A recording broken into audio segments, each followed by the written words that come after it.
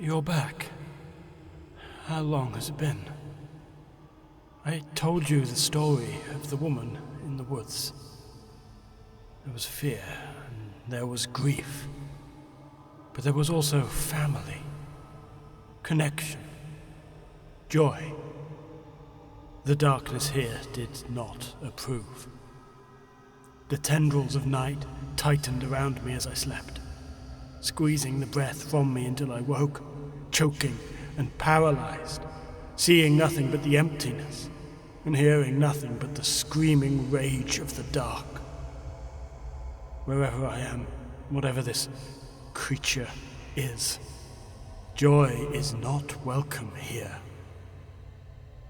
And so I dreamed of deeper darkness, of shame, of terror, of the one thing you can never escape.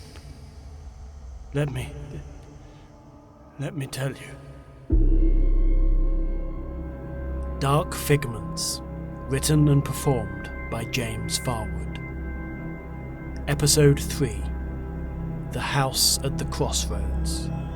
Get the extended edition of this episode, show notes and bonus content at jamesfarwood.com. There is a crossroad on the far side of town where Shuck Street meets Bargest Crescent.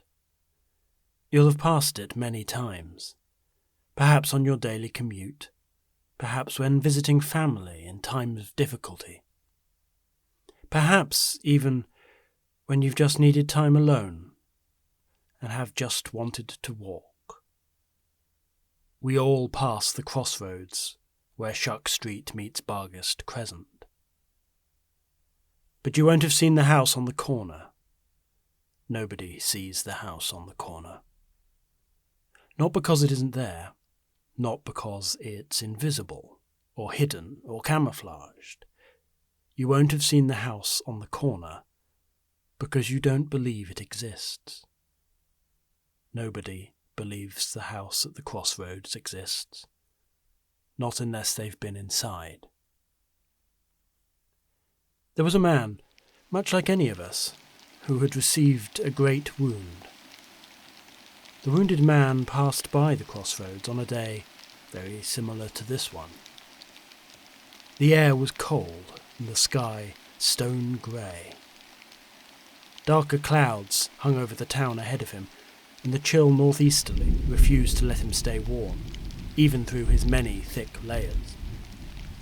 The man, like the rest of us, hadn't seen the house on the corner.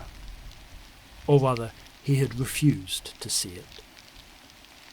But today, perhaps because he was walking a little slower, perhaps because he felt he had a little further to go, perhaps just because it was cold, and the road ahead was quickly darkening, the wounded man stopped for a moment. "Save me." The words reached the man's ears as the slightest whisper, carried from far away on the cold northeasterly. And yet, there seemed something familiar about the voice, something that drew it closer, gave it form, wrapped it in dark wood and brick, and set itself right beside him. The wounded man turned to look at the house on the corner, where Shuck Street met Bargest Crescent. He had seen it before, he now realised. In some ways it had always been there. The dark house in the grey world. And someone was inside now. Someone begging for help. Someone who needed saving. The wounded man stepped through the gate. The front door had frosted glass panels, but the inside was dark, and nothing could be seen, moving or otherwise. There was no bell, no knocker, just a handle that should by rights have been on an inside door. The wounded man looked over at the facade. The house had white window frames in its dark brickwork. Whatever was beyond the windows, though, was hidden in shadow. There was no colour. There were no plants. There was only the house. As he closed the door behind him, the wounded man wondered briefly when he'd decided to enter the house. The substantial lock on the inside of the door looked like it should have been on the outside. The hallway was empty. It was narrow and dusty, the warped floorboards barely keeping the man from falling into the blackness that must be below. There was a door in that hallway, and 2 staircases, one leading up and the other leading down. There seemed to be nothing to choose between the 2 staircases, so the wounded man went through the door into the heart of the house. The room beyond had once been a dining room, and it left the man feeling cold. A black table ran along the centre of the room, the black remains of a feast strewn carelessly across its surface. Grey chairs were in disarray around the table, as though the occupants had long ago left in a great hurry. White streamers were draped from the light fittings. At one end of the table was placed what was clearly a birthday cake, or at least had been once. Many portions had been cut out of the now rotted sponge, leaving only part of the word happy in black icing on the cracked grey marzipan. Movement caught the wounded man's eye, and he turned to the window. He could not see outside, not clearly. A great fog had descended, blurring the world and draining it of meaning. Indistinct figures moved past the glass, hurrying this way and that. One stopped right outside, one that seemed somehow familiar, a shape from the past, perhaps, or maybe the long-forgotten present. The figure turned, all blurry edges and featureless darkness. The wounded man felt his stomach knot. "Don't look inside," was what he thought. "Don't look and see me in here. Don't." The figure raised one indistinct arm and rested it on the window, its colourless fingers coming through into focus where they pressed against the glass. The wounded man fled back through the door, back into the hallway with the heavy lock and the staircases. He turned towards the staircase leading down and retreated to the cellar. It was dark down there. There were no windows, only the trickle of light that had followed him down the stairs. But even in that dark, the wounded man knew that there was something in the cellar. He stepped forward, his hands stretched out in front of him, trying to find his way. He brushed against shapes in the dark, shapes of wood and shapes of cloth, shapes even of a material he could not identify there in the dark with his hands. It was warm, and his skin came away covered in something that smelled of old ashes, something that crumbled away when he brushed his hands together. Perhaps his eyes were adjusting to the dark, or perhaps the light was leaking further inside, but the wounded man could now see the faintest outline of the shapes in the cellar. They were tall, much taller than himself, standing 8 or 9 feet high, brushing the stone ceiling. But the one in the middle, that was different. The one in the middle was the height of a table, and a different shape lay on top of it, covered in cloth. Or maybe it was skin. The man could not identify what lay beneath the cover. As he stepped forwards, thinking to touch it, uncover its secrets, nausea rose in his stomach, and he reeled backwards. His mind flashed with images of churning black clouds, slipping and slithering over and between each other like snakes. The thunder shook his heart, and he scrambled away, bashing through the tall shapes in the cellar until he slipped on the slick black floor and fell to his knees. Looking up, looking to see a way out of the blackness, he saw there was a figure standing on the stairs. A figure silhouetted against the doorway above. A figure watching him as he writhed about in the darkness. The figure was already hurrying away. The wounded man slipped again as he pulled himself to his feet, hurrying after the figure that disappeared back up into the light. He mounted the stairs, returning to the hallway with the heavy lock and the staircases. Rapid footsteps came from above, and the man followed up the second stairs to the long landing. The carpet was worn, the pattern of black flowers almost gone from the path down the centre of the room. Large frames lined the walls, heavy wood pulling down the cracked pale plaster. Every painting seemed the same, a smooth, featureless face looking out of the darkness. Even without eyes, the paintings were watching him, watching and not caring. At the far end of the hall, a door closed. The wounded man walked forwards in the flickering light, the ancient floorboards beneath the carpet whining. The first door he passed had a glass panel, through which he could see the dancing lights of an old television set. There were 2 children sat cross-legged in front of it, their backs to the door, their heads locked forwards, watching the dancing static on the screen. The man could not see their faces, but they looked so very familiar. Were they... But how could his children be here, in this place?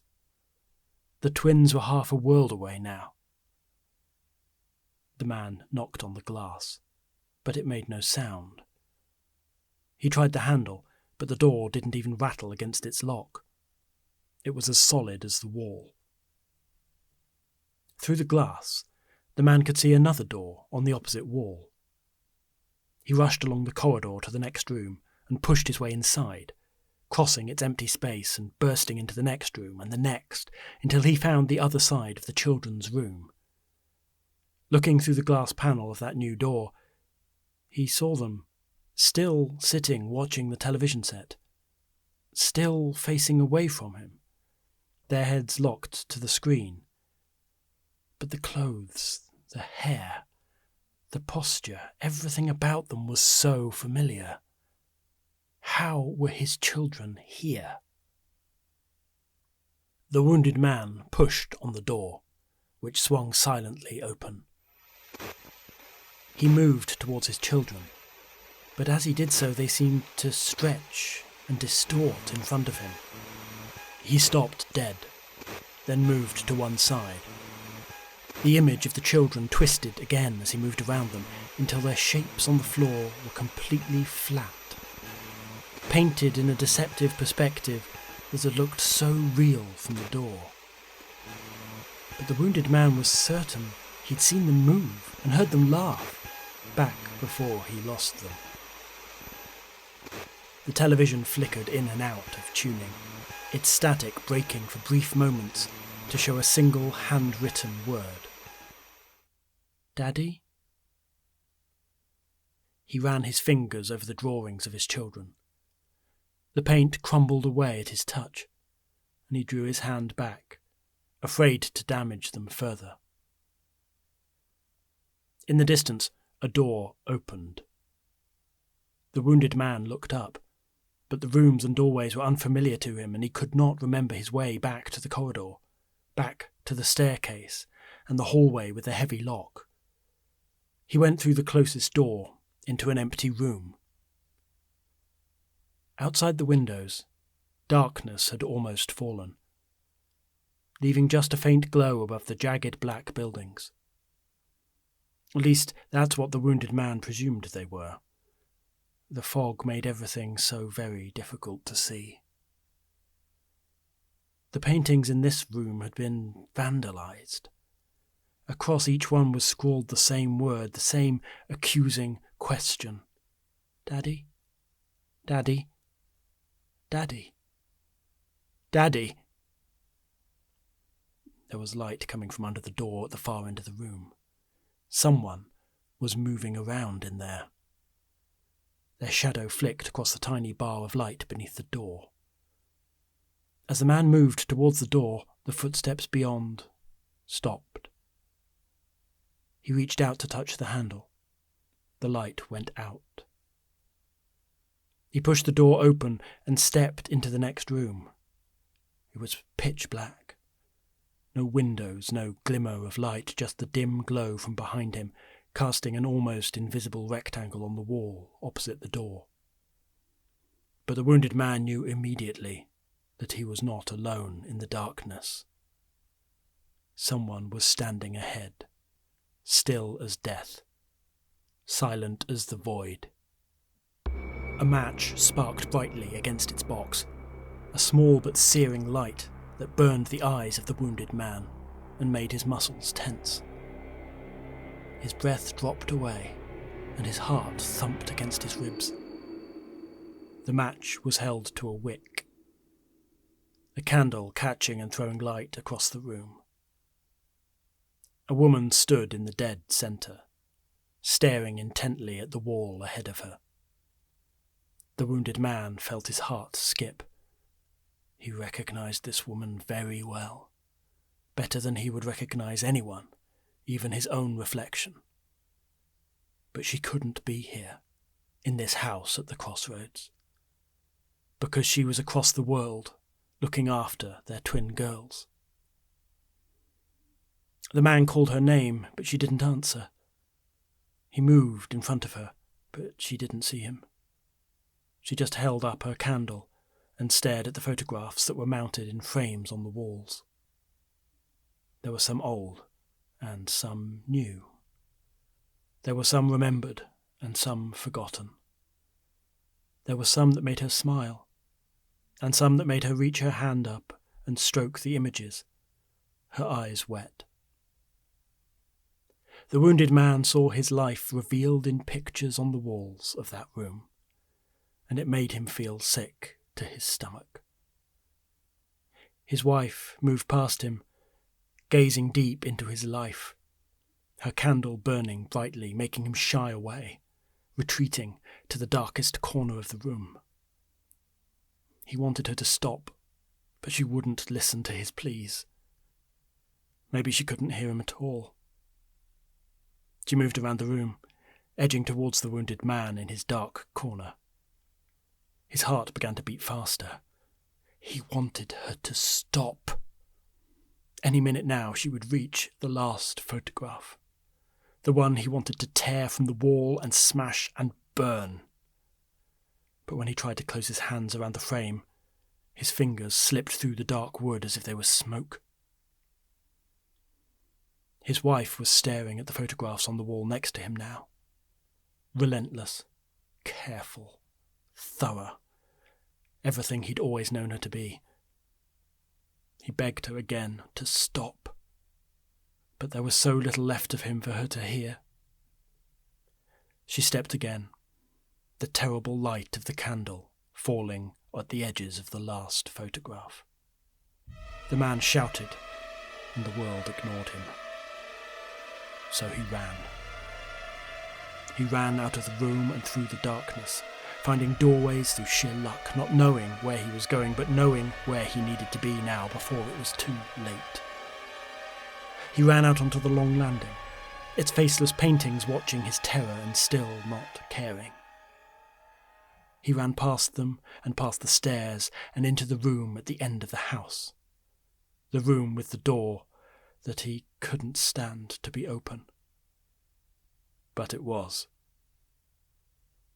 He rushed inside, into the blinding light that scorched his soul. He squinted to see, but he already knew it was too late. Through the room's only window, he saw his wife standing at another door, 1 miles away, in a different life, a door that was open. His wife's eyes were wide, her lips trembling, gazing in on the terrible wound the man had inflicted on them all. He could not hear her through the window, but his heart knew her words all too well. She was asking what he had done. She was screaming it. The wounded man ran from the light of that terrible room. He ran down the stairs, into the hallway with the heavy lock. Outside, through the frosted window, he could see them all. His wife stood with their beautiful girls, all dark blurs through the glass. The man walked to the door. He knew how cold it was out there. He knew the dark clouds over the town would soon break into a storm. He reached forwards and turned the key to lock the door. The shadows beyond didn't react. The man turned away. He didn't want to see them as he left. He walked out of the hall, not leaving through any door that he could see, but emerging into the garden of the house at the crossroads. He drew in a deep breath. The sky above sparkled with 100,000 stars, spiralling slowly through the dark, untroubled. The garden was small and was boxed in by high walls.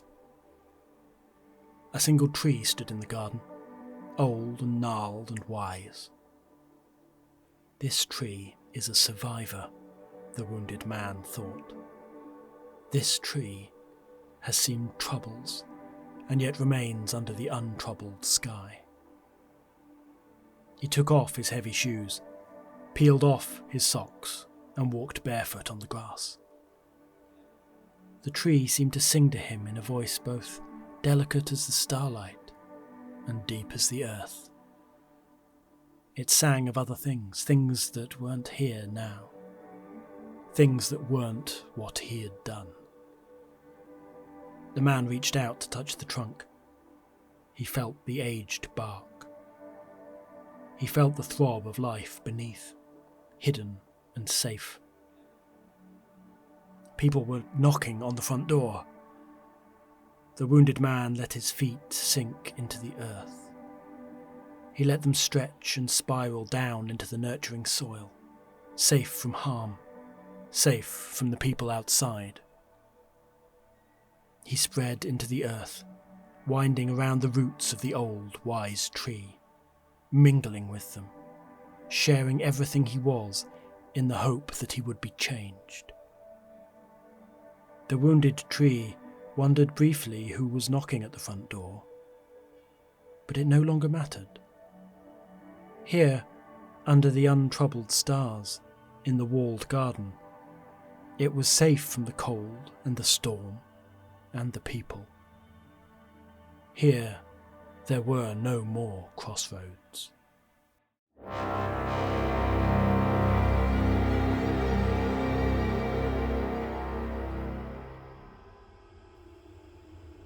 I cannot help but feel the similarities between this man and my own situation. That growing fear of discovery, the violent urge to run, to hide in the dark. I've started to wonder whether that's how I got here, wherever here is. But the darkness approved of this man's terror and grief. You can hear now. It's calm. It's distant. Perhaps it's moved on to the others I can hear out there, whispering into the night. But I know any respite is only temporary. Yet perhaps I can use these moments to unravel whatever it was that brought me here. I don't know if I have any real control over the stories that come into my dreams. But maybe a question planted in my mind before sleep comes might steer the story towards an answer. Where am I? How can I escape this lightless prison? I see it approaching in my mind. The sleep comes. I see a man out of time, the wound of a great regret, and something is broken here. Something that drains the light from the eyes of the woman he loved. I cannot stay awake any longer. I shall tell you the story when I wake. Dark Figments was written and performed by James Farwood. Recorded and produced by Onward Studios. Follow the show and get advert-free extended editions of every episode at jamesfarwood.com. Stay in the loop by following me on social media at jamesfarwood.com/social.